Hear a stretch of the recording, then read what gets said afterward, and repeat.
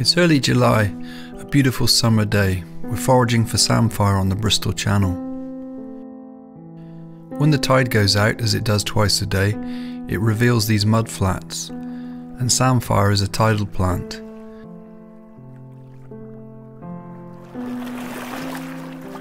Some call it samphire, others samphire. It's known as glasswort, and I think the Americans call it sea beans. Whatever you call it, it's a tasty free veg. It's packed full of goodness, and it grows here on the Bristol Channel in abundance.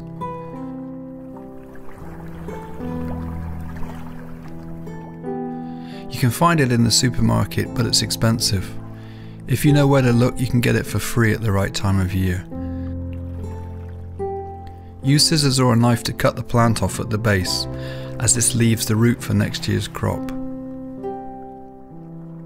The first bright green shoots appear in late June. This is the best time to harvest it, as it tends to get a bit woody as it matures, usually around late July, early August.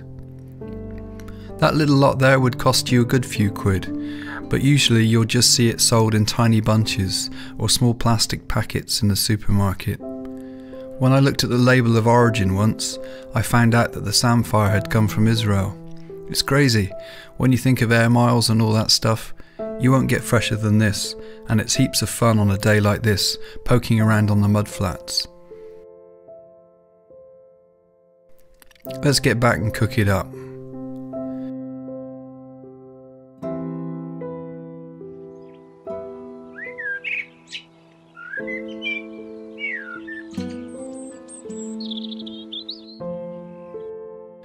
Give the samphire a good rinse under cold water to get rid of any mud. You can eat it cold, raw, in salads, but I prefer it cooked. It's simple to cook, just plonk it into boiling water for about 3 minutes. Then drain it. That's it.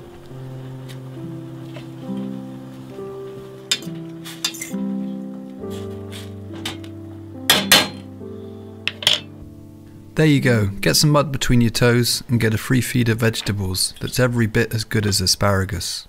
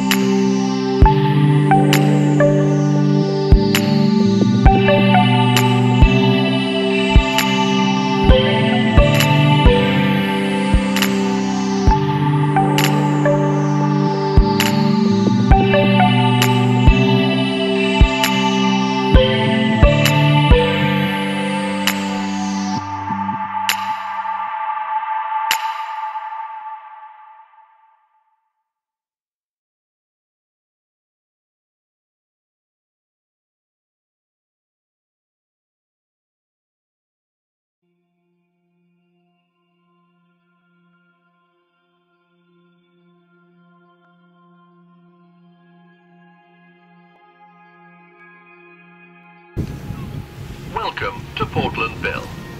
From here you have excellent views of the English Channel.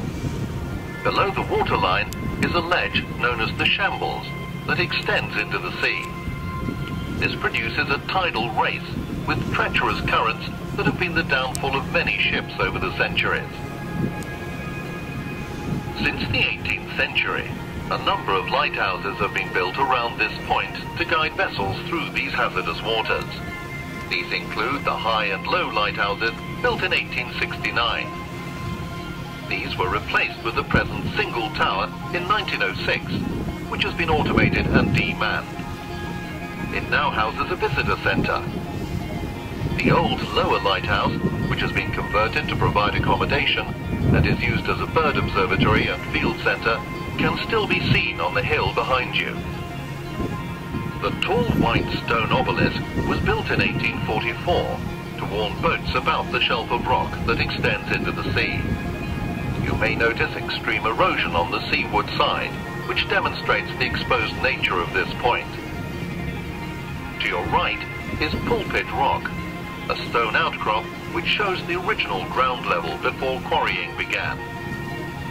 The other talking telescope provides different information, including the Dorset coastline and Portland Harbour. Well, that's it from the talking telescope. As you can see, I've got to put more money in the other talking telescope, but I'm not going to do that. Log report. Met Office, I've checked. I've checked the UAV forecast for quadcopters. Everything's fine. It's supposed to be 10-mile-per-hour winds, clear sky. So, without further ado, got to get on with it.